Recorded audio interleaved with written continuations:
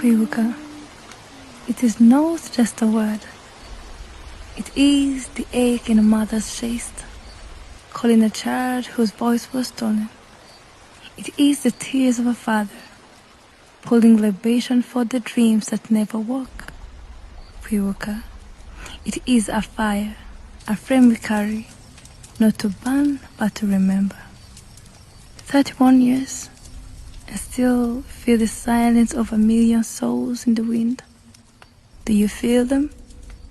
Do you hear them? They whisper in the breeze. Ntimuzibagirwe.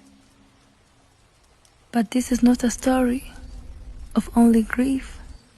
This is a story of resilience, of people who turned ashes into life, of a nation that refused to remain in strife. Turacyariho. We are the children of courage, the descendants of unity. So when we light the flame, it is not for mourning.